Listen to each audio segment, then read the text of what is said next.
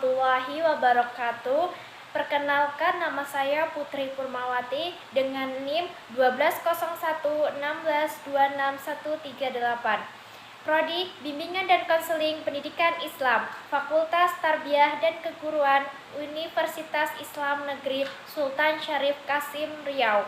Di sini saya akan menjelaskan materi tentang psikologi belajar dan pembelajaran guna untuk memenuhi UTS saya, yaitu tentang pengertian belajar, tujuan, manfaat, dan ruang lingkup, dengan dosen pengampu Ibu Suci Habibah MPD. Tapi sebelumnya jangan lupa untuk like video ini karena sangat berpengaruh untuk nilai UTS saya. Yang pertama yaitu tentang pengertian psikologi belajar. Psikologi belajar terdiri dari dua kata, yaitu psikologi dan belajar. Psikologi berasal dari bahasa Yunani, yaitu psais, yang artinya jiwa, dan logos, yang artinya ilmu. Secara etimologi, psikologi artinya ilmu yang mempelajari tentang kejiwaan, baik mengenai macam-macam gejala, prosesnya, maupun latar belakangnya.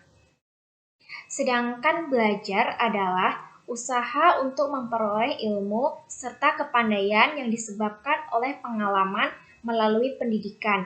Pada dasarnya, belajar juga merupakan tahapan perubahan perilaku seseorang yang relatif positif dan mantap sebagai hasil interaksi dengan lingkungan yang melibatkan proses kognitif. Selanjutnya yaitu belajar menurut para ahli. Yang pertama menurut Hilgard and Bower.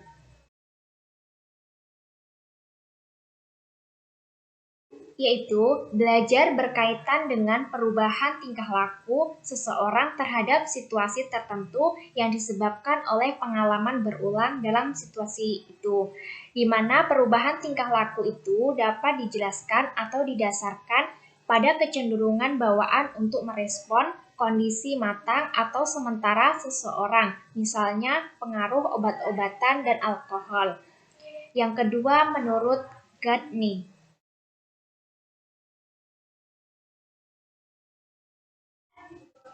yaitu belajar terjadi ketika situasi, stimulus, serta konten memori mempengaruhi siswa sedemikian rupa sehingga tindakan kinerja mereka berubah dari saat mereka mengalami situasi ke saat setelah mereka mengalami situasi ini. Yang ketiga menurut Morgan,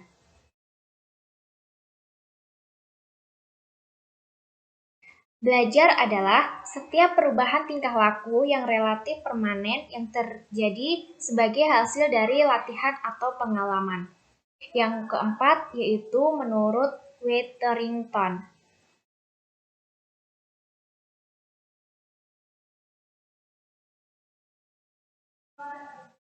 belajar adalah perubahan kepribadian yang menampakkan dirinya sebagai pola baru daripada reaksi dalam bentuk keterampilan, sikap, kebiasaan, kecerdasan, atau pemahaman. Selanjutnya yaitu kita membahas tentang tujuan psikologi belajar. Menurut Wahab, psikologi mempunyai tujuan atau titik temu yang sama, yaitu pada perubahan perilaku, di mana pendidikan mengubah perilaku manusia dari suatu tahap perkembangan ke tingkat perkembangan berikutnya. Dalam hal ini, sejalan dengan kajian psikologi pendidikan dalam kaitannya dengan bagaimana upaya seorang pendidik untuk mempersiapkan diri memberikan perilaku pendidikan dan pembelajaran yang efektif dan efisien. Yang selanjutnya menurut Abu Hamdi, psikologi bertujuan untuk mendatangkan kesenangan dan kebahagiaan bagi kehidupan manusia, dan orang yang ingin sukses dalam hal harus mengenai dasar-dasar psikologi. Menurut tujuan mempelajari psikologi belajar adalah untuk dapat mengetahui bagaimana proses belajar berlangsung dan faktor-faktor apa saja yang mempengaruhi keberhasilannya. Yang penting bagi seseorang, orang terutama pendidik atau guru dan calon pendidik, ya semoga ilmu ini akan membantu pendidik dalam melaksanakan tugasnya untuk memaksimalkan hasil belajar.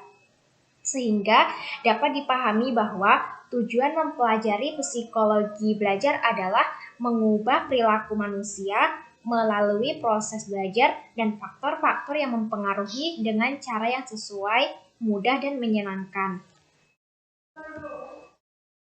Selanjutnya yaitu tentang manfaat psikologi belajar. Manfaat psikologi belajar yang pertama itu dapat mengetahui sifat siswa dan cara belajar serta cara mengatasinya. Yang kedua, mengetahui teori, prinsip, dan karakteristik perilaku belajar individu anak. Yang ketiga, dapat mengetahui bahwa setiap anak berbeda sebagai individu dalam belajar. Yang keempat, dapat mengetahui faktor yang mempengaruhi. Yang kelima, mengetahui bahwa potensi anak adalah bawaan, tersedia dan dapat diubah dengan menyediakan lingkungan belajar yang kreatif di kelas. Yang keenam, dapat mengubah berbagai hal yang berkaitan dengan teori, prinsip, fungsi, dan teknik pembelajaran motivasional. Yang ketujuh, mampu mempertanyakan hubungan antara tingkat kematangan anak dengan kemampuan belajarnya. Yang kedelapan, dapat mempelajari tentang kemampuan anak untuk belajar pada usia tertentu. Yang kesembilan, dapat mengetahui masalah transfer belajar. Yang kesepuluh, dapat mengetahui masalah lupa dan faktor-faktor yang memprovokasinya.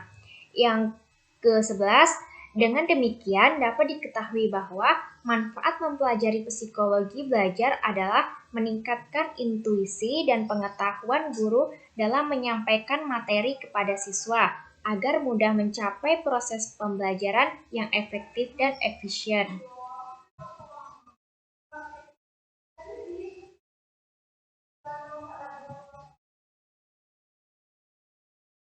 Selanjutnya yaitu tentang ruang lingkup psikologi belajar. Yang pertama, pokok bahasan mengenai psikologi belajar, yaitu tentang teori belajar. Yang kedua, tentang prinsip-prinsip pembelajaran. Yang ketiga, hakikat pembelajaran. Yang keempat, kegiatan belajar. Yang kelima, jenis pembelajaran. Yang keenam, teknik pembelajaran afektif. Yang ketujuh, karakteristik perubahan hasil belajar. Yang kedelapan, investasi perilaku belajar. Yang kedelapan, faktor-faktor yang mempengaruhi kegiatan belajar. Selanjutnya yaitu pokok bahasan proses pembelajaran. Yang pertama, tahap tindakan pembelajaran. Yang kedua, perubahan jiwa yang terjadi selama belajar.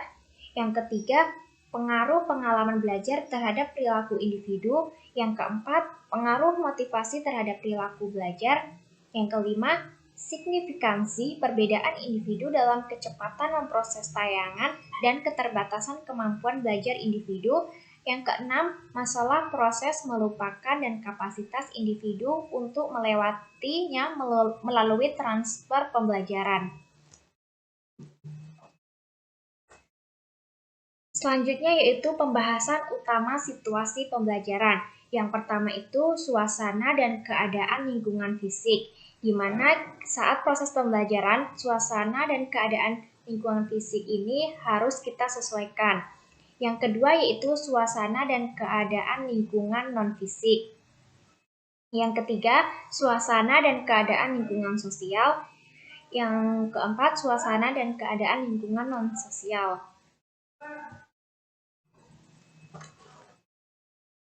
Selanjutnya yaitu tentang metode belajar dalam psikologi pendidikan. Nah, berikut ini metode belajar dalam psikologi pendidikan. Yang pertama yaitu ada metode eksperimental. Apa itu metode eksperimental? Jadi metode eksperimental adalah metode dengan sebuah pengamatan yang dilakukan dengan teliti terhadap gejala-gejala jiwa yang ditimbulkan secara sengaja. Yang kedua yaitu metode kuesioner, yaitu merupakan metode rangkaian dari pertanyaan-pertanyaan yang berkaitan dengan topik-topik pada ilmu psikologi, sosial, maupun pendidikan yang mana ditunjukkan pada sebuah kelompok individu. Yang ketiga yaitu metode klinis. yaitu metode yang digunakan dalam ilmu psikologis untuk menyelidiki secara teliti sejumlah individu yang mana memiliki gangguan atau kelainan dalam batas waktu yang cukup lama.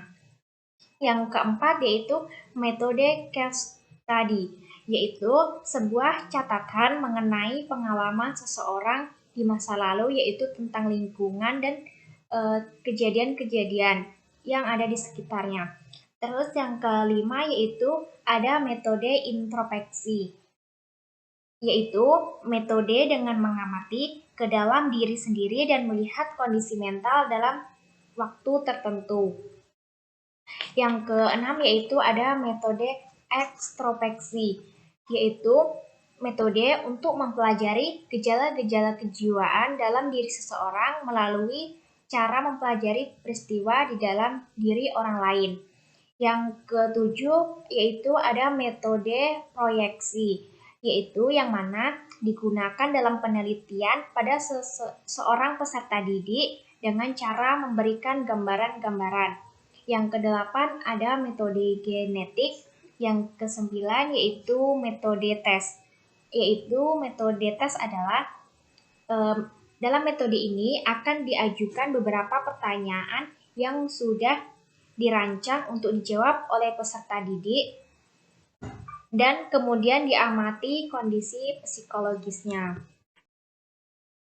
Selanjutnya yaitu tentang jenis-jenis pembelajaran. Yang pertama yaitu pembelajaran formal.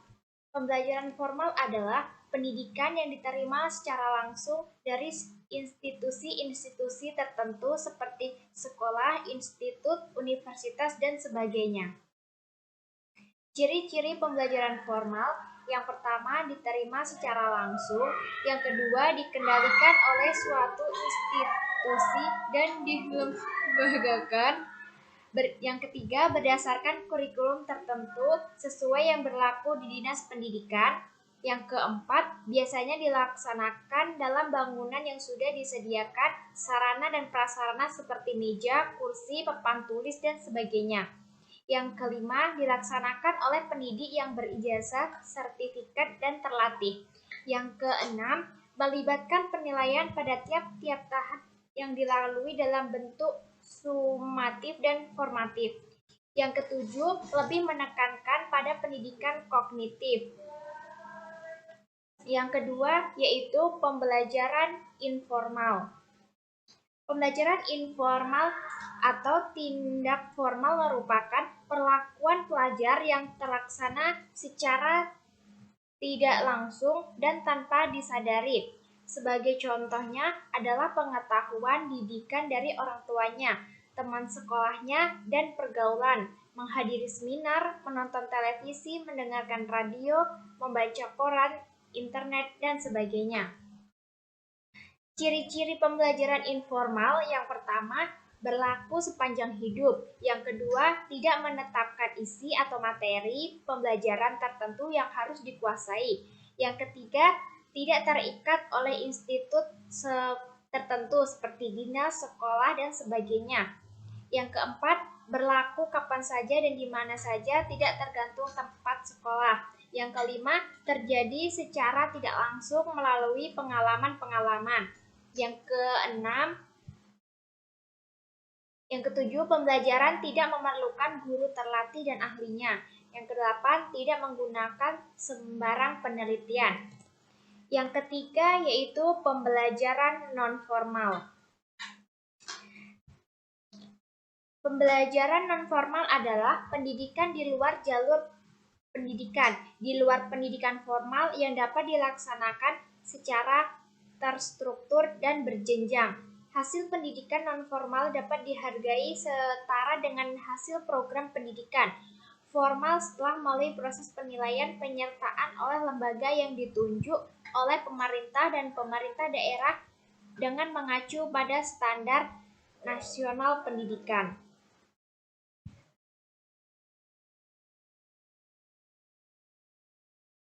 Pendidikan non-formal berfungsi untuk yang pertama mengembangkan potensi peserta didik.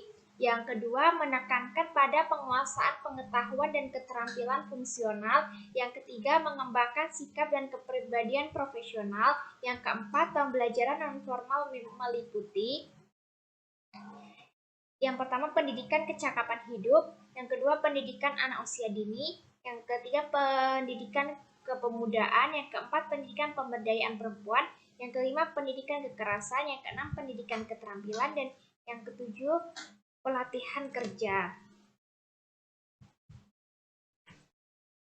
Jadi, inti dari materi ini atau kesimpulan dari psikologi belajar ini adalah ilmu yang mempelajari bagaimana jiwa dapat berkembang melalui proses belajar atau pendidikan.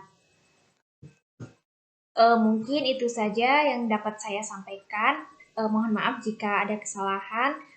Wassalamualaikum warahmatullahi wabarakatuh.